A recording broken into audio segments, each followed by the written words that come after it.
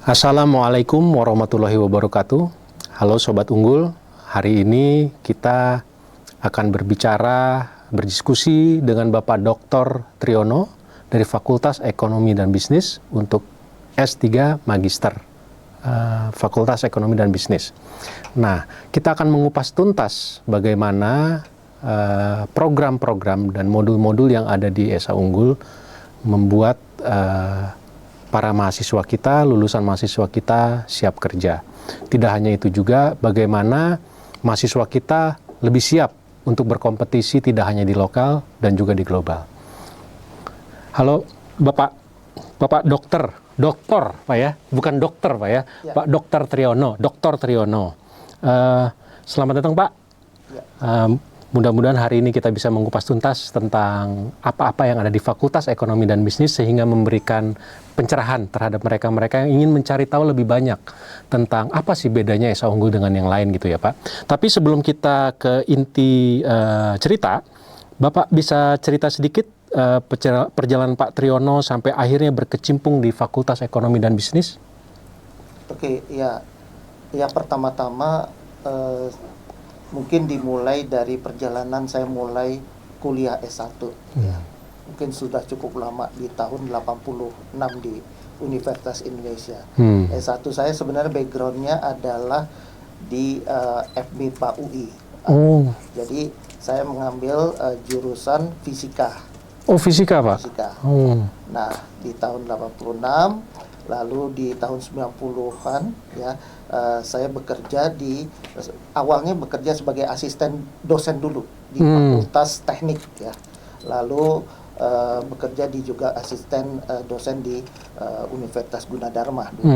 Nah, lalu bekerja di perusahaan multinasional yaitu Samsung Electronics di awal 90-an. Waktu itu masih di daerah Cikarang. Nah, saya bekerja di Samsung Electronics itu menempati di supply chain management berkaitan dengan purchasing.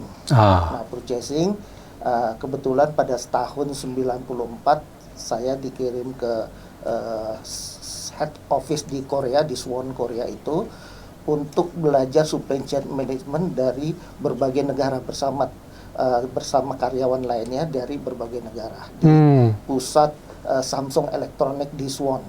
Selama sekitar 40 hari. Nah, disitulah mulai saya tertarik di bidang manajemen. Bagaimana manajemen itu ternyata bisa juga membantu kita untuk mempermudah dalam proses bisnis yang dilakukan sehari-hari. Nah, pada saat saya di manufaktur, bagaimana production itu bisa disupport oleh bagian procurement untuk mengadakan barang supaya tidak terjadi shortage maupun overstock. Nah, itu tingkat level-level yang cocok untuk supaya tidak terjadi ekses. Katakan kalau dia shortage, berarti production line-nya macet atau terhenti, sehingga ada cost di situ. Sedangkan kalau overstock, kita membeli barang itu terlalu banyak, otomatis akan ada cost atau inventory cost di situ. Nah, oleh karena itu setelah saya menikmati ya bagaimana manajemen itu juga sangat mungkin berbeda dengan paradigma kalau saya waktu S1 di fisika. Nah, di situ baru saya mengambil S2 dan tahun 97 saya lulus S2 itu. Saya mengambil program MBA pada saat itu. Nah, baru setelah itu bekerja di perusahaan multinasional di perusahaan Jerman. Itu Degosa Evonik ya, sampai tahun 2004. Di 2001 saya ngambil S3 di UI. Di program di Pasca Sarjana Ilmu Manajemen dengan konsentrasi pemasaran. Nah, oleh karena itu saya lulus di tahun 2007. Jadi sekitar 6 tahun saya menyelesaikan program doktor di UI itu. Nah, dari situ saya juga di tahun 2001 mulai berbagai bisnis wirausaha saya jalani. Nah, jadi sampai di mungkin ada 4 jenis bisnis lah. Ada yang gagal, ada yang jalan. Nah, yang sampai sekarang jalan ada 2. Jadi itu relatif bisa berkembang setelah menjalani sekian lama ya.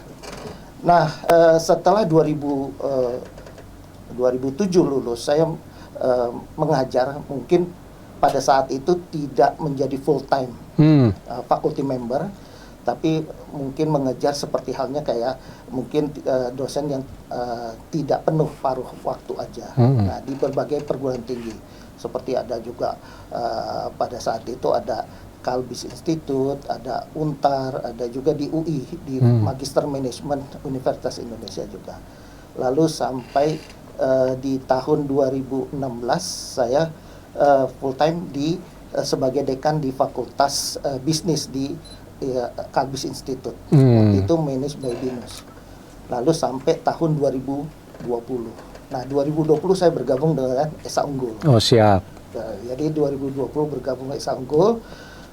Lalu saya mengajar terutama di Magister Management banyak pada saat itu. Lalu 2023 program studi Doktor Ilmu Manajemen itu didirikan.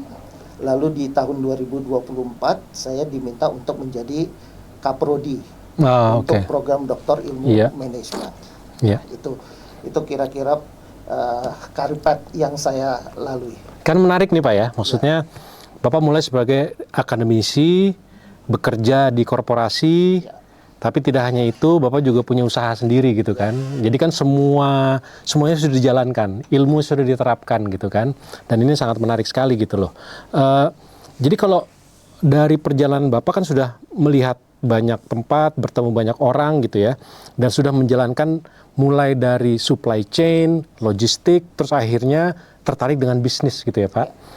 Backgroundnya itu sangat panjang lah perjalanannya.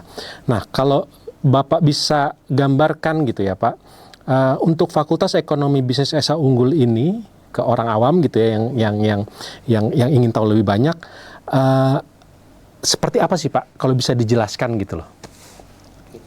Ya, untuk di Fakultas Ekonomi dan Bisnis ya, ini terdiri dari ada 6 program studi.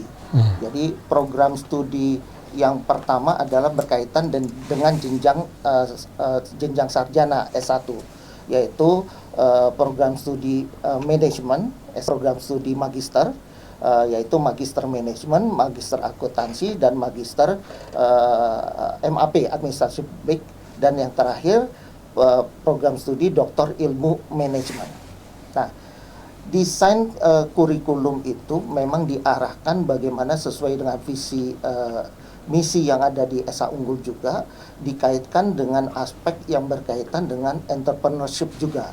Nah, oleh karena itu menurut saya ini suatu hal yang penting ya, yang mungkin itu juga harus dipikirkan bagaimana rancangan kurikulum yang akan diturunkan dengan bagaimana membangun kompetensi bagi para mahasiswa yang ikuti proses pembelajaran di situ sampai mereka bisa lulus. Makanya profil lulusan itu penting sekali untuk bisa diketahui.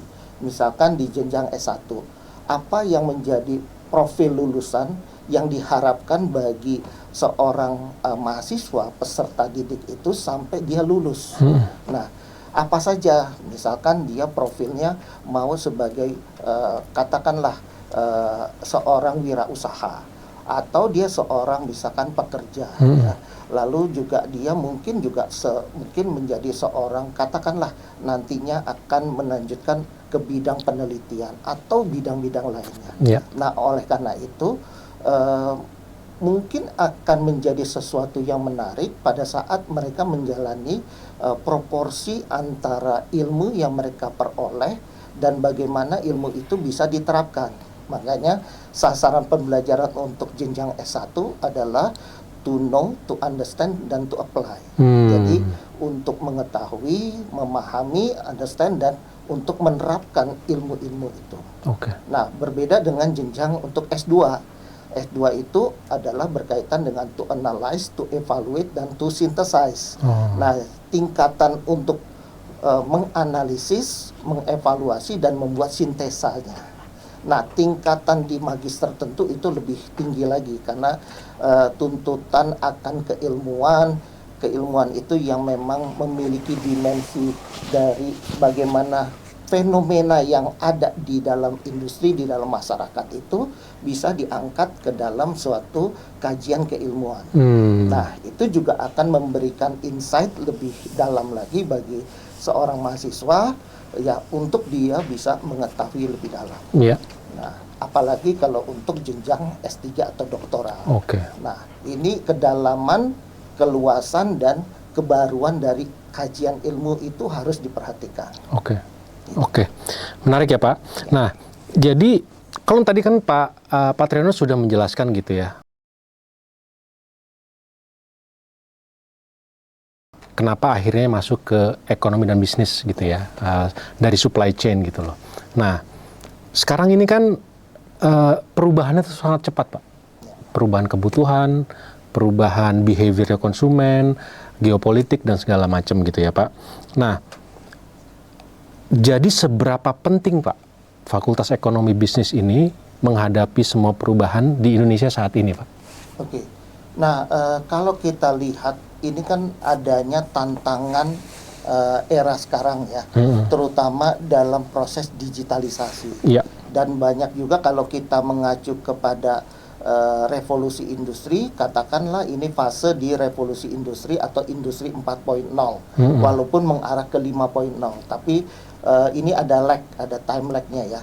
Nah, katakan revolusi industri 4.0, kalau kita mengacu di beberapa referensi, misalkan mulai tahun 2010, katakan Jerman menginisiasi yang disebut dengan namanya itu revolusi industri keempat ya. Artinya di situ ada smart office, smart manufacture, smart factory, ada juga smart home, smart car dan sebagainya. Nah, itu dipicu dengan berbagai hal yang menjadi elemen dari industri 4.0. Pertama adanya IoT, Internet of Things. Yeah. Jadi segala aktivitas kehidupan manusia, bahkan juga aktivitas bisnis itu nggak lepas dengan penggunaan internet. Yeah. Lalu ada berkaitan dengan artificial intelligence. Yeah. Lalu ada AR VR. Ya.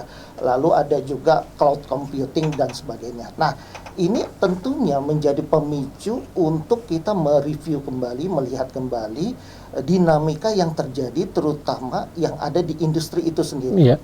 Nah, oleh karena itu, dengan refleksi adanya dinamika yang ada di industri, di pasar, di masyarakat, maka di fakultas ataupun di masing-masing program studi mencoba menangkap fenomena itu untuk ditarik ke dalam bagian dalam proses pembelajaran dalam kurikulum itu.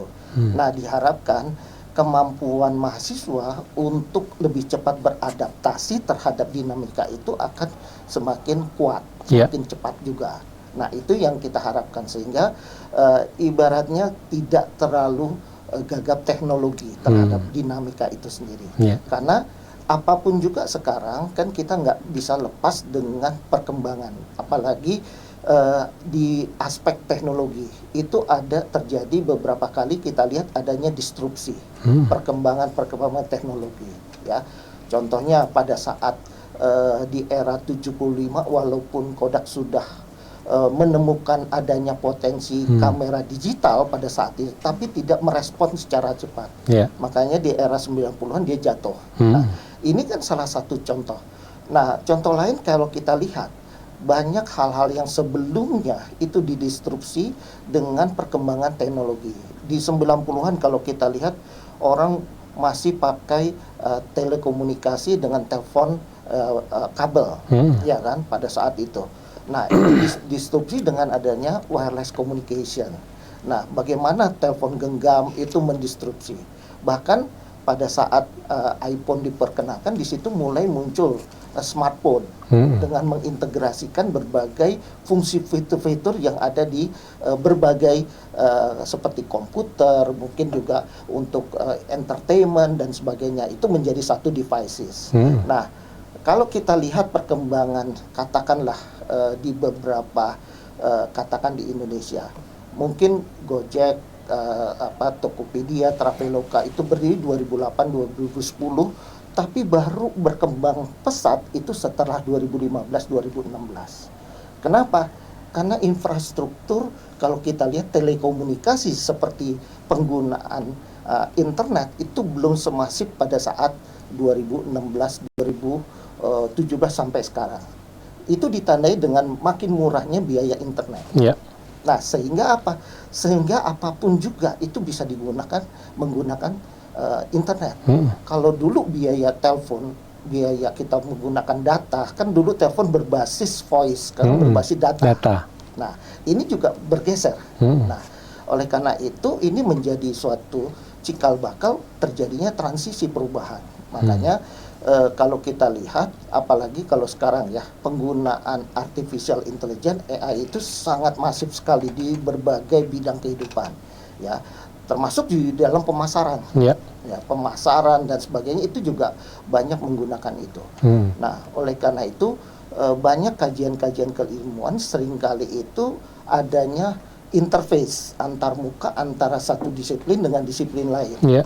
Ya, seperti halnya misalkan bahkan kalau di dalam pemasaran ada namanya entrepreneurial marketing, ada organizational marketing, ada juga interface antara misalkan di ilmu psikologi atau kedokteran dengan marketing, yaitu neuromarketing, ya, menggunakan consumer neuroscience. Nah, itu hal-hal yang sudah berkembang dan itu yang kita segera bisa menangkap fenomena itu dan mempelajarinya di dalam fenomena sekarang. Gitu.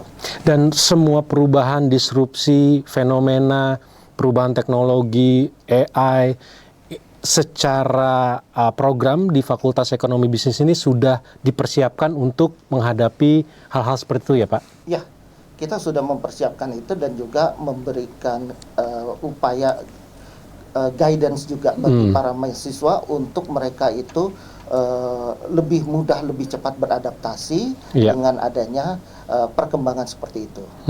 Nah, ini bentuknya biasanya di dalam bentuk aktivitas kegiatan baik itu sifatnya dimasukkan ke dalam mata kuliah maupun yang sifatnya di luar mata kuliah atau ekstrakurikuler. Ya.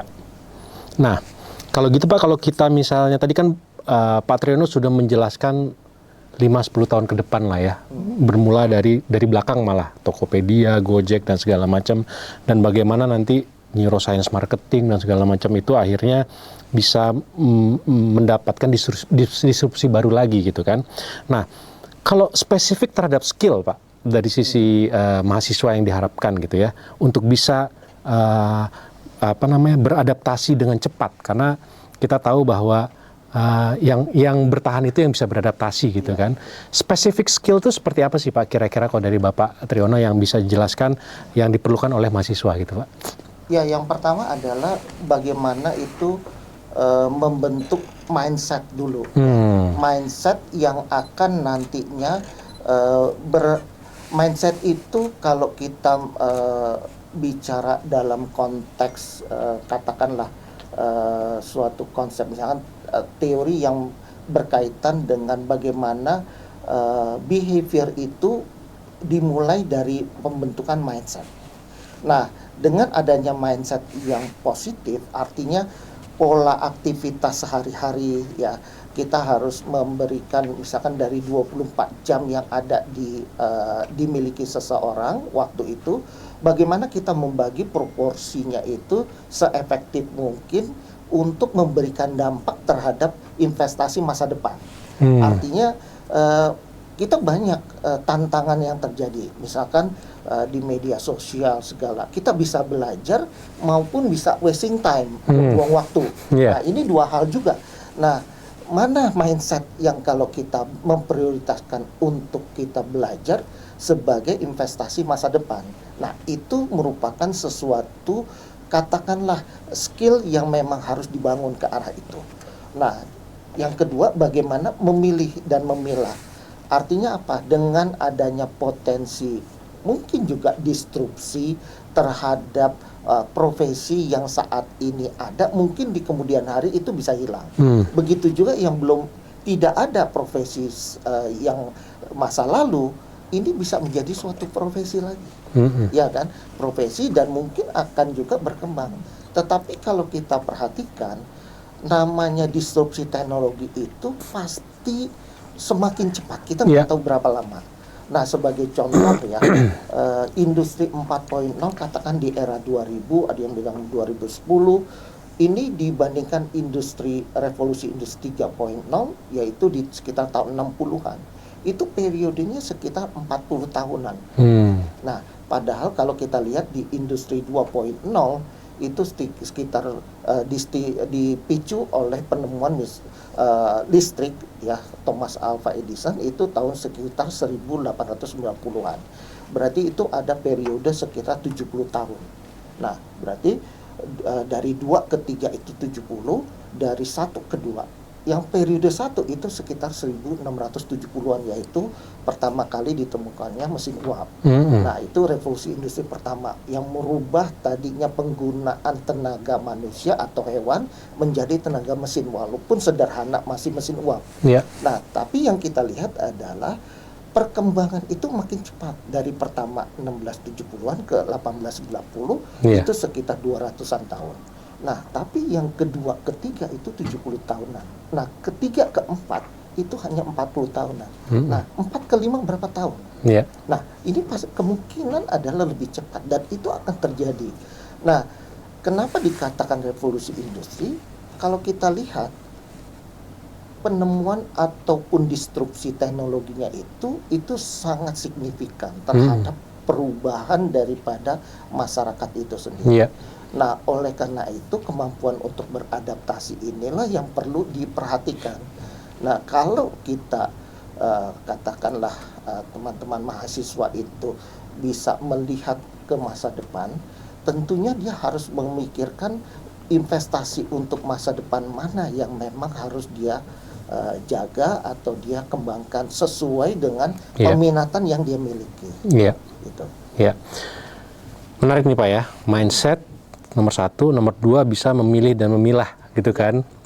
Sebenarnya kan mungkin emang ada pelajaran mindset, kan tidak ada gitu Pak ya. Jadi kalau dari Pak Triyono sendiri, apakah proses belajar mengajar di sini yang akan membentuk mindset itu sendiri atau seperti apa gitu Pak? Karena ini kan kadang juga orang punya definisi mindset yang berbeda-beda gitu Pak. Nah, di SA Unggul itu Pak, bagaimana ini tuh bisa dibentuk melalui proses belajar mengajarnya Pak? Ya, dalam proses belajar mengajar yang saat ini ada, ini menjadi suatu hal yang penting bahwa kegiatan aktivitas, apalagi dengan adanya pengembangan kurikulum ya. Jadi kurikulum yang saat ini nantinya dia akan berkembang yang memang didasari dengan sifatnya kebutuhan bagi pembentukan kompetensi mahasiswa itu sendiri. Nah, artinya proses pembelajaran itu tidak seperti halnya proses pembelajaran yang konvensional, misalkan satu arah. Dosen memberikan materi pembelajaran ke mahasiswa, mahasiswa mendengarkan secara pasif. Nah, sekarang ini bisa dibalik. Mahasiswa itu mempelajari sumber pembelajaran yang sudah disediakan, dan pada saat waktu perkuliahan itu saatnya mahasiswa itu difasilitasi oleh dosen untuk berdiskusi lebih kuat, lebih banyak lagi. Sehingga apa? Dari situ akan muncul ya perdebatan-perdebatan yang akan mengasah kepada kemampuan analytical thinking. Jadi berpikir analitis. Nah, berpikir analitis itu nanti mengarahkan ke pembentukan ke arah mindset yang kuat. Nah, menurut saya ini menjadi hal penting untuk memperkuat apa yang memang perlu dikembangkan oleh seorang mahasiswa itu. Nah, mudah-mudahan dengan demikian mahasiswa bisa memahami kalau itu dilakukan proses pembelajaran terus-menerus, dan itu diharapkan bisa membentuk kompetensi sesuai kebutuhan. Jadi analytical thinking, habis itu problem solvingnya gimana gitu ya Pak ya. Oke. Wah, waktunya emang akan habis. Enggak lah, santai aja ya, kita ngalir aja ya. Nah, ini kan menarik ya Pak, dari proses belajar mengajar sehingga membentuk mindset. Nah, apakah ada hal-hal lain Pak yang tidak terlihat di luar yang fakultas SA Unggul ini dari fakultas bisnisnya itu sebenarnya itu menjadi kekuatan utama gitu loh Pak. Selain proses belajar mengajar tadi Pak. Ya sebenarnya kan ada berbagai aktivitas yang baik di S1 ataupun di S2 yang mendorong kekuatan ataupun pembentukan kekuatan mindset itu sendiri ya. Dimulai kalau diharapkan analytical thinking dari seorang mahasiswa itu semakin kuat, semakin terbentuk. Nah, berbagai aktivitas ya, terutama aktivitas bukan hanya perkuliahan yang sifatnya ekstrakurikuler pun itu menjadi suatu hal yang penting ya. Artinya apa? Di dalam bagaimana mahasiswa itu mencoba untuk melihat arah dan bagaimana dia bisa melihat potensi dirinya. Dalam arti kata, dengan dia melihat potensi diri itu, dia bisa melihat kebutuhan masa depan. Artinya dengan adanya fenomena yang terjadi di masyarakat, mungkin fenomena yang terjadi di dalam industri, perkembangan industri, lalu dia bisa melihat sebagai contoh misalkan mungkin orang bisa saat ini kalau orang bekerja kan mungkin harus menggunakan resources ya kan, resources yang mungkin juga tidak sedikit baik yang dia miliki ataupun mungkin yang mungkin dia meminjam resources orang lain. Tapi pada saat sekarang orang akan bisa melihat bahwa banyak contoh kasus juga orang yang tidak memiliki sumber daya yang memadai baik secara finansial maupun sumber daya tangible lainnya itu bisa tetap melakukan bisnis ya kan, dengan berbagai peluang-peluang yang itu bisa dilakukan. Dan dengan adanya melihat hal-hal seperti itu akan mendorong dia untuk mencoba mencari tahu dan juga mungkin mendalami ya bagaimana itu bisa dilakukan dan apa yang memang menarik untuk dia bisa kembangkan. Oleh karena itu di dalam proses pembelajaran pun itu ada tugas-tugas yang diberikan oleh dosen yang diarahkan bisa mengarah ke situ. Termasuk juga ada proyek yang dikatakan proyek. Ya. Jadi selain pembelajaran itu dievaluasi melalui kuis atau tugas-tugas yang sifatnya harian, ada juga proyek yang sifatnya besar. Lalu ada juga UTS dan UAS. Nah, proyek ini bisa diarahkan untuk membentuk hal-hal seperti itu yang di luar ataupun tidak hanya berkaitan dengan katakan mata kuliah itu saja, itu bisa berkaitan lintas disiplin ilmu. Ya, jadi inilah menjadi tantangan tersendiri bagaimana seorang dosen bisa menyusun suatu program pembelajaran yang memang itu sesuai dengan kebutuhan yang ada. Ya, kebutuhan yang ada itu dalam hal ini industri ya Pak? Ya, dalam industri. Jadi sebagai industri ini kan sebagai employer-nya di apa namanya nanti bagi perguruan tinggi tentu kan bagaimana industri itu bisa menyerap dan bisa katakanlah mahasiswa itu bisa langsung siap apa namanya memiliki kompetensi yang memang dibutuhkan oleh industri itu sendiri. Ya. Jadi ini yang diharapkan ke arah itu. Siap. Nah Pak, kan SA Unggul ini tuh di logonya tuh di mana-mana tuh selalu kita lihat powered by Arizona State Uni gitu kan.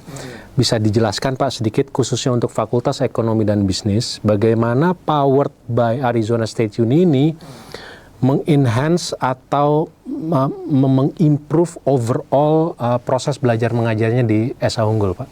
Oke. Nah, untuk proses pembelajaran yang kita bisa ini kan bagian dari kolaborasi ya, dan ini menjadi suatu enhancement itu pengayaan dari sisi sumber pembelajarannya, baik sumber pembelajaran dari sisi modul-modul perkuliahan ataupun misalkan berupa video ataupun audio itu bisa juga. Nah, oleh karena itu ini bicara namanya exposure juga bagi mahasiswa itu. Mereka bisa merasakan exposure di dalam menjalani atau menikmati proses pembelajaran yang berasal dari luar, terutama dari Arizona State University. Nah, tentunya kita lihat ini pun sangat bagus untuk dikolaborasi dengan modul pembelajaran yang dibuat secara intern dari Universitas Esa Unggul itu sendiri, khususnya di Fakultas Ekonomi dan Bisnis. Nah, banyak yang mata kuliah yang dibuat dalam kurikulum di Fakultas Ekonomi dan Bisnis itu menggunakan modul pembelajaran dan juga video atau sumber pembelajaran lain seperti video itu berasal dari Arizona State University itu. Dan menurut saya ini sangat baik untuk memberikan advancement juga di dalam proses pembelajaran itu. Dan sebenarnya ujungnya adalah tidak hanya mereka siap kerja dengan mindset lokal tadi, tapi juga lebih memberikan pencerahan untuk dari sisi global readiness-nya juga, Pak ya, betul. Dari sisi kompetitifnya juga gitu kan ya. Kan sekarang kalau kita lihat ini boleh dikatakan borderless ya. Jadi hampir aktivitas-aktivitas di secara real time di belahan dunia bagian manapun itu bisa dimonitor oleh masyarakat atau mungkin orang yang tinggal di belahan dunia yang lainnya. Ini menjadi hal penting karena dengan adanya internet pun itu kemudahan di dalam komunikasi dan juga di dalam, kalau kita konteks di dalam proses pembelajaran itu bisa terjadi. Dan kalau dengan adanya kolaborasi itu bahkan kita juga ada proses pembelajaran yang kita lakukan secara online dengan dosen yang berasal dari aliansi Sintana itu sendiri.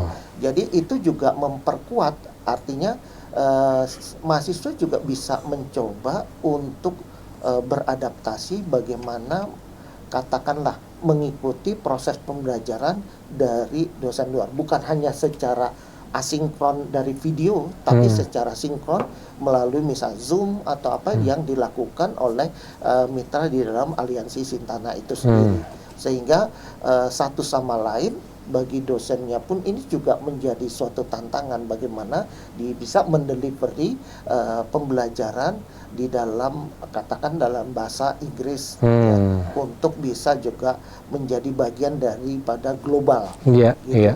Dan mahasiswanya pun juga demikian, mereka akan tertantang untuk mengikuti pembelajaran dalam bahasa asing kan, bahasa Inggris. Dan ini menjadi exposure yang bagus menurut saya, dan mereka juga katakanlah pada saat suatu ketika mereka katakanlah berinteraksi dengan masyarakat ataupun pihak, misalkan kalau di dalam bisnis mungkin dari partner dari dunia ataupun belahan bumi lainnya, itu juga menjadi hal penting. Ya contoh konkret ya Pak, Bapak kan juga entrepreneur gitu ya, kewirausahaan. Yang paling sering kita temui pada saat kita menjalankan usaha itu kan biasanya negosiasi, Pak. Tawar-tawaran harga gitu kan. Dengan adanya exposure ini, mahasiswa kita itu jauh lebih siap gitu kan, dengan melihat bagaimana negara lain pun melakukan komunikasi dan negosiasi dalam kesehariannya itu kan, Pak. Kira-kira begitu ya, Pak ya. Dan ini sebenarnya penting juga untuk bagi mahasiswa ya, bila mendapatkan kesempatan seperti itu, coba berinteraksi secara aktif. Artinya bertanya, berdiskusi dalam bahasa asing, itu menjadi hal penting. Karena saya juga merasakan pada saat dulu juga bagaimana di awal-awal bekerja di Samsung Electronics, dan saya bagian di dalam itu overseas purchasing, sehingga saya harus lebih sering berkomunikasi dengan luar. Betul. Artinya apa? Dipaksa. Betul. Nah, dengan dipaksa itu kita langsung menyesuaikan diri. Dan menurut saya ini hal istilahnya merupakan suatu lompatan yang bagus sekali bagi mahasiswa itu untuk memperluas spektrum dan juga perspektif globalnya. Jadi intinya sih semua fasilitas, sarana, prasarana, panggung itu sudah kita siapkan Pak ya. Jadi tinggal, tapi memang balik lagi terhadap mahasiswanya mau seperti apa gitu kan Pak ya. Menarik Pak. Nah, sekarang nih Pak, kan kalau di kita nih Pak, di Esa Unggul itu kan ada dua Pak. Ada mahasiswa yang baru lulus SMA, dia masuk ke istilah kita reguler gitu ya Pak. Ada mahasiswa yang pengen upskilling. Mereka itu datang dari perusahaan-perusahaan atau mereka-mereka yang ingin dapat promosi lebih cepat sehingga mereka butuh gelar lebih tinggi lagi. Apakah dari 3 ke S1, S1 ke S2 gitu Pak ya. Nah, dengan adanya tadi Bapak ceritakan fasilitas sarana, kolaborasi kurikulum dengan Arizona State Uni ini, artinya untuk kelas karyawan ini juga akan sangat membantu ya Pak, untuk mereka jadi lebih bisa diterima atau gajinya cepat naik lah istilahnya gitu ya Pak ya. Ya sebenarnya itu nanti memang mungkin tidak secara langsung ya, tetapi itu menjadi suatu dasar dari kemampuan yang bisa istilahnya bisa kita jual. Ya. Ya. Jadi dulu juga sama, pada saat saya lulus S2, saya bekerja di perusahaan Jerman, bagaimana saya bisa berkomunikasi dengan orang asing. Ya. Bagaimana saya bisa memberikan, katakanlah dalam arti kata, memarketingkan diri saya sendiri. kepada orang-orang asing itu. Nah, ini menjadi hal penting. Kalau kita nggak punya exposure itu, mungkin kita akan sulit untuk melakukannya, ya kan? Nah, mungkin yang diberikan di Esa Unggul adalah bagaimana memfasilitasi itu semua. Dan tinggal mahasiswa itu memanfaatkan atau tidak. Itu yang saya pikir, kalau mereka memang terdorong istilahnya kuliah itu adalah untuk meningkatkan skill, kemampuan, kompetensi. Nah, itulah waktunya untuk mereka lakukan itu. Iya. Dan apakah di Esa Unggul Pak banyak sertifikasi yang bisa didapatkan dari mahasiswa sehingga mereka pun juga merasa bahwa diakui dari sisi skill, knowledge untuk bisa lebih siap berhadapan dengan kompetisi gitu Pak? Ya, sebenarnya ada beberapa yang kerjasama yang dilakukan di Fakultas Ekonomi Bisnis juga berkaitan dengan peningkatan. Kalau S1 kan ada SKPI ya, keterangan pendamping ijazah. Salah satunya adalah bagaimana sertifikasi seperti BNSP. Ya, BNSP itu bisa akan meningkatkan juga kemampuan ataupun kompetensi dari mahasiswa itu, seperti misalkan berkaitan dengan BNSP, berkaitan dengan marketing ya, misalkan marketing yang menggunakan misalkan AI bagaimana. Nah, itu ada sertifikasinya. Nah, dan juga untuk bidang-bidang lainnya. Dan menurut saya ini sangat penting untuk memberikan kesempatan mahasiswa itu untuk upskillingnya. Nah, terakhir nih Pak, tadi Bapak ngomongin mindset ya. Jadi tadi saya sebenarnya agak pengen mendalami lagi definisi mindset itu apa gitu kan. Dan apakah mindset itu ada spesifik skill lagi gitu ya Pak? Mindset itu maksudnya apa? Apakah harus disiplin? Apakah yang namanya entrepreneurial itu gagal itu biasa karena dari 10 kali percobaan 9 kali gagal hanya 1 yang sukses gitu loh Pak. Nah, mindset seperti apa sih Pak yang harus dimiliki oleh mahasiswa saat ini sehingga mereka tetap bisa kompetitif di global dan lokal Pak? Oke. Nah, yang pertama kan kalau kita lihat secara mindset ya, kalau katakanlah kita sebut seperti entrepreneurial mindset. Nah, pertama berkaitan dengan proactiveness. Bagaimana seseorang itu bisa proaktif terhadap suatu hal. Dia tidak ibaratnya nggak nunggu gawang aja gitu. Dia harus mengejar bola. Nah, itu yang harus ada pertama bagi seorang mahasiswa itu. Yang kedua, kalau dia yang harus kembangkan, mungkin perlu juga dipikirkan bahwa ada semacam kebutuhan atau need for achievement. Ada kebutuhan untuk suatu capaian tertentu. Kita harus punya suatu target tertentu untuk masa depan kita. Sehingga itu akan membentuk mindset itu sendiri. Nah, berikutnya berkaitan dengan adanya kreativitas. ya, kreativitas yang akan mengarah kepada inovasi kita lakukan. Nah, kreativitas ini berbagai macam dan ini merupakan suatu cikal bakal di dalam pembentukan mindset yang kuat bagi dia. Kalau dia kreatif, maka dia harus juga memikirkan bagaimana hal itu bisa tercapai. Kalau ada obstacle, ada gangguan atau hambatan, bagaimana cara mengatasinya. Seringkali hambatan itu justru untuk membangun dia, untuk meningkatkan itu. Sama halnya, kenapa sih kalau setiap setiap fase proses pembelajaran seperti ada kuliah dulu, SD, SMP, SMA, itu selalu diakhiri adanya ujian. Itu kan berupa suatu proses evaluasi dari hasil pembelajaran yang sudah dilalui. Sehingga si mahasiswa itu sendiri itu bisa melakukan apa yang lebih baik atau yang terbaik bagi dia.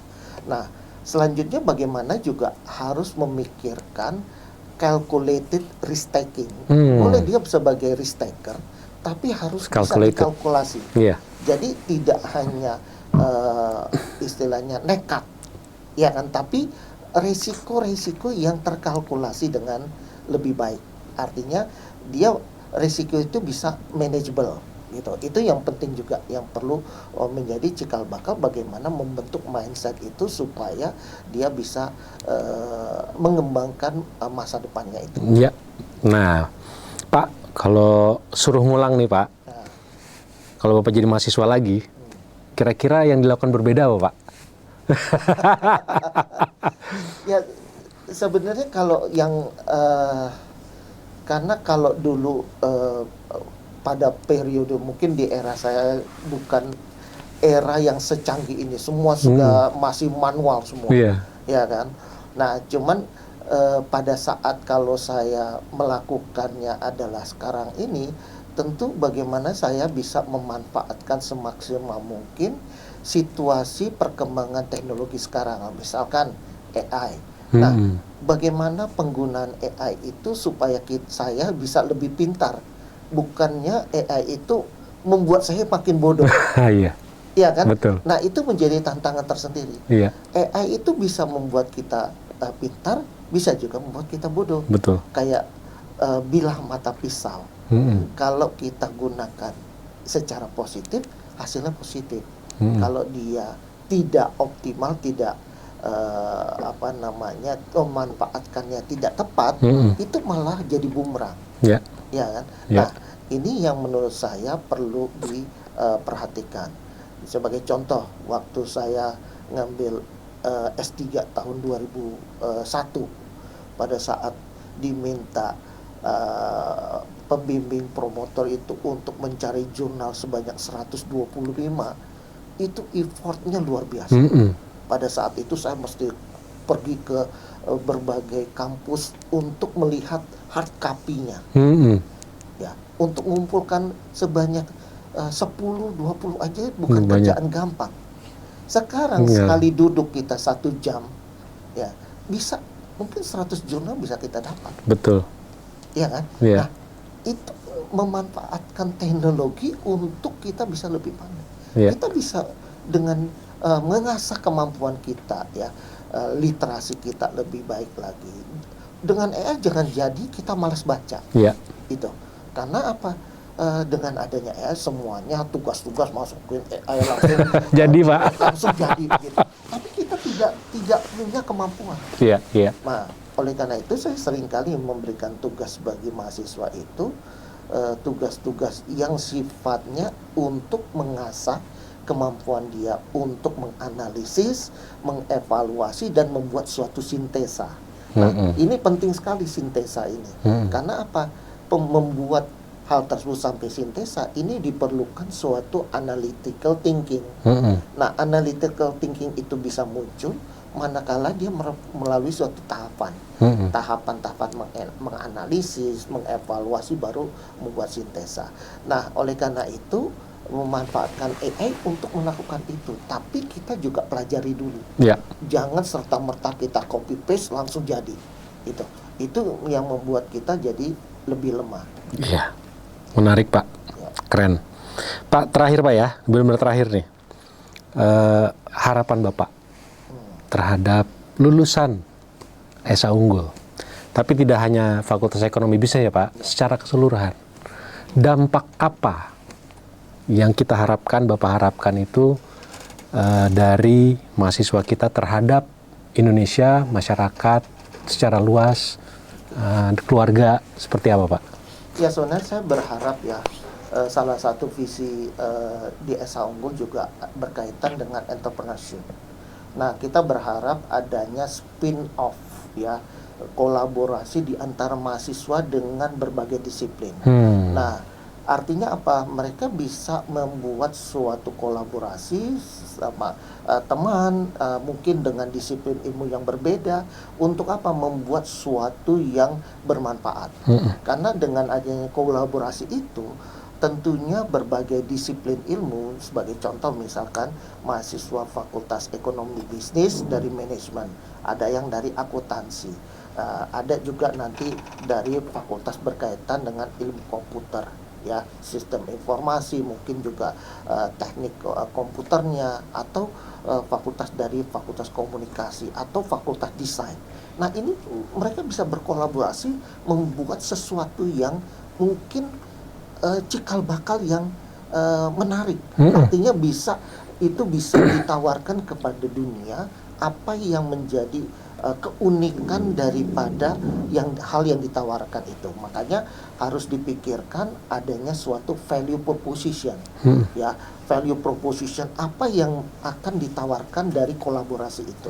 Dan diharapkan dari kolaborasi ini menjadi sesuatu spin-off, menjadi suatu bisnis tersendiri yang mungkin bisnis itu bisa mengglobal bahkan. Ya, tadinya mungkin dari skala kecil bisa membesar, dan ide-ide mungkin yang kreatif itu bisa muncul dari hal yang sederhana. Betul. Dan mudah-mudahan dengan cara berpikir seperti itu, ya misalkan di antara mahasiswa bertemu di kantin, di ini bisa mereka melakukan kolaborasi itu.